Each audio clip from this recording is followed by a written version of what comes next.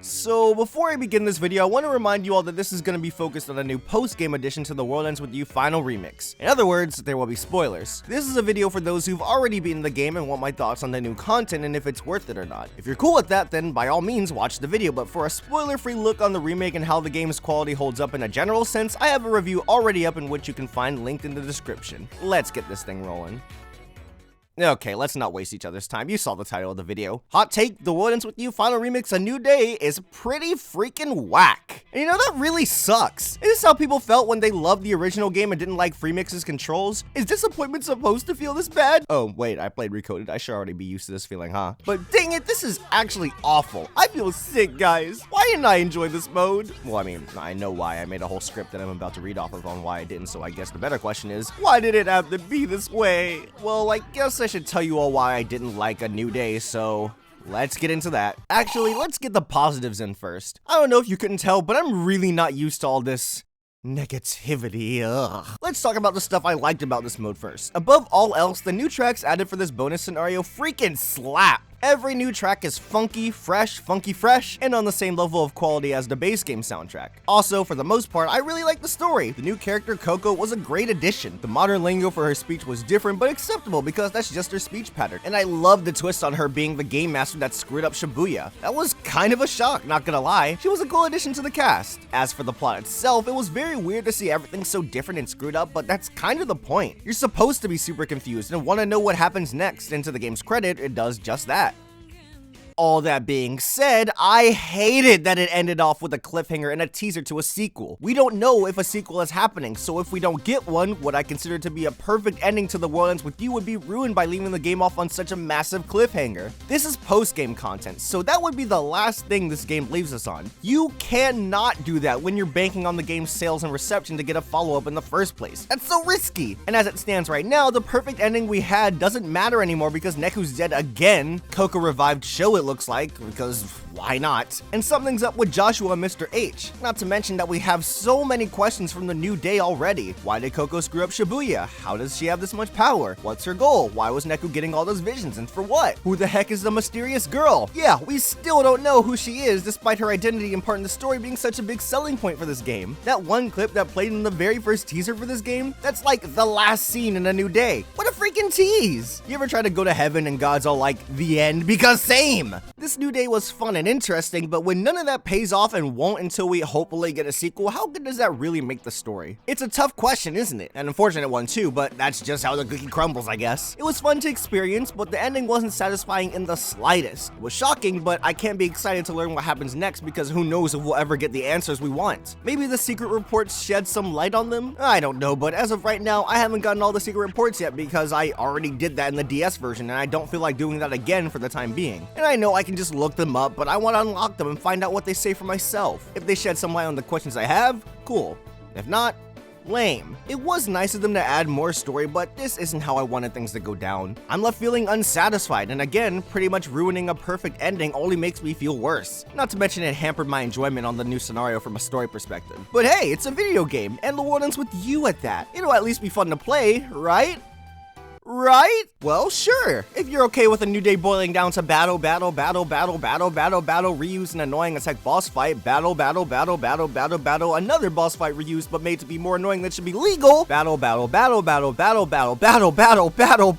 my gosh, we're still going, and finally a single new boss fight that's actually really good, and then just made me want more new content. What is this? Why is it that this game is constantly forcing me to fight an absurd amount of battles to move on? Why are we doing this? Why? 90% of the time to move on, you have to fight X amount of enemies, and the rest you have to get a pin from a shop that requires materials from enemies you haven't fought yet. So you have to grind in order to get what you need to purchase a pin to move on, only to have to fight even more enemies for the next wall. Oh yeah, there were like 2 quiz wall reapers, my bad game. Get out of here. Oh my gosh, how many more fights do we have to go until this thing is over? I'm getting kind of bored. One past this wall and defeat every noise in the area? Oh my gosh. Oh my gosh.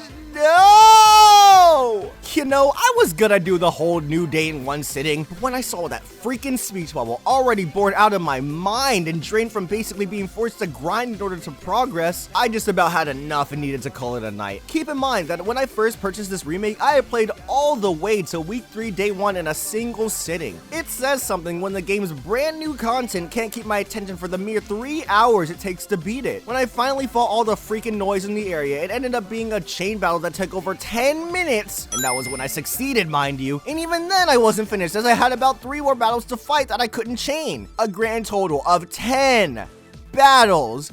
Are you kidding me? Not gonna lie guys, about 3/4 of the way in this new day, I turned my level back to the max amount I had because I was getting sick and tired of the literal dozens of battles, and I just wanted them to go by as fast as possible. But Zaffer, they're just battles. You could have pushed through and did this part of the game level 1, you lazy frick. Well, A, there was no way I was doing the double battle with Izuki and Korea level 1 hard mode again. It took me hours before, cut me a break. And B, these battles are freaking garbage. These are, without a doubt, the most gimmicky fights in the game, and I should have known this would be the case because the fights needed to get to the new day in the first place were gimmicky already. Why didn't I see the red flags clearly in front of me? Like Zaffer, maybe you failing Beat's day 7 battle over and over again was God's way of telling you that this was a bad idea. Basically, you can get random mods added to the fight, we'll call them. These mods consist of your health constantly degenerating, enemies being able to clone themselves, an electric ball moving across the battlefield that will hurt you on contact, and the one good mod that heals you when you defeat an enemy. Does that sound like a bit much? Well, guess what? It is! Look at the screen I'm showing you. Do you have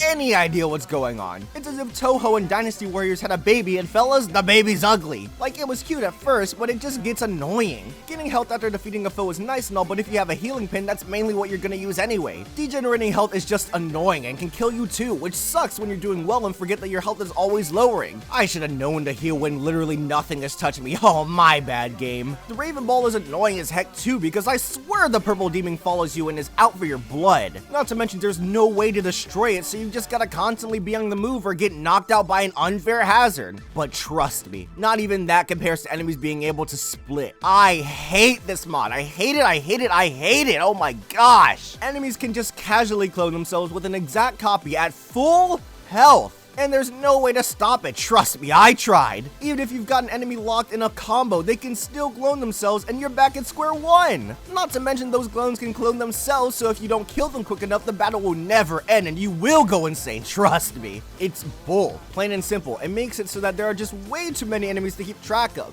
Lord have mercy on your soul if you're in an encounter with the frogs, because look at this crap. Who thinks this is fun? And out of 3 boss battles, one of them was reused, which was just lazy, and another was a past one on steroids. Remember that shark boss from near the beginning of the game? Yeah, that one was okay, but how about fighting 5 of them at the same time with one of them being on steroids? Did somebody say BS? This boss sucks. Oh, and did I mention that the only partner you can use in this new day is Beat? He's the character I'm worst at using, so nice little added touch, game. I hate it. Still love my boy though. Some positives I can say are that you get a crap ton of PP through these battles. Y'all ready for this?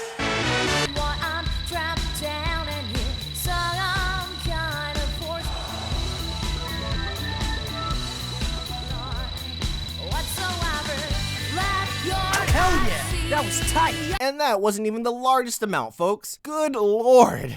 Of course, as you can see, not only did I bring my level up, but I also put on my best pins because these battles were just so monotonous that I needed them to be done as quickly as possible. Did I miss out on a lot of pin leveling? Yeah, but oh well. You also get a lot of experience too. When I started recording, I was level 37, but ended up being level 63. That's insane. Also, it goes to show the ridiculous amount of fights you're expected to go through, but I digress. And there was one of the 3 bosses that I really liked, that being the last one. A completely new one at that. This giant elephant or whatever was fantastic and only made me wish we got more completely new bosses for this scenario. It's probably one of the best bosses in this game. I thoroughly enjoyed it. Unfortunately for our giant elephant friend that you see when you're high, these positives are clearly outshadowed by the negatives in this case. I really hate to say it, but I didn't enjoy playing through a new day, like, at all. The story is ruined by having an ending that completely screws up the base game's perfect end. There were way too many battles that I was just going through the motions and got bored. Said battles were so gimmicky that it hurt, and 2 of the 3 bosses weren't very fun, especially old Shark Tails over here. Why is this the case? Well, I honestly think that a new day was lazily slapped together. They wanted a way to hype up a potential sequel, so they added more to the game. Great attempt and a great great idea, but it didn't have nearly the amount of attention and care needed to be a fun epilogue. Not to mention, in terms of the writing, they jumped the gun here a bit while also not taking into consideration the satisfying conclusion the game already had. Maybe it was better off to not have a new day in this game. This could have been some extra thing as free DLC when the developers knew they'd have a sequel made soon, because the base game of The World Ends With You Fremix is good enough already and justification enough for the price tag in my eyes. But alas, here we are.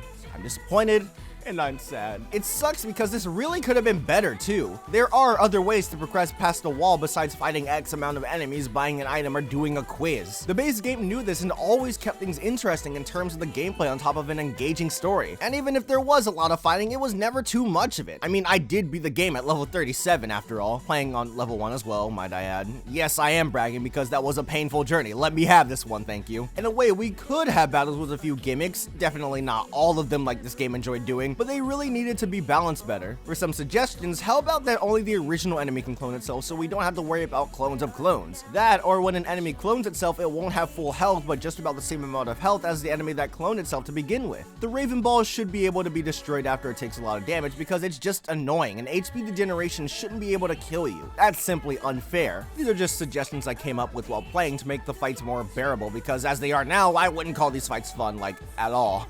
That's about all I have to say on A New Day, though. I'm negative as little as possible on this channel, but hey, every now and then we come across something I don't like. Regardless, I hope you all enjoyed my hot take on The New Day. I wanted a sequel already, but now I feel like we need one in order for this game's new ending to not leave such a bad taste in my mouth. I don't have much else to say. I've never really done a rant, and I'm not sure exactly how to end this, so, A New Day disappointed me, so here's hoping a sequel won't do just the same. Who knows, maybe we'll finally get a freaking name for old mystery waifu, I don't know.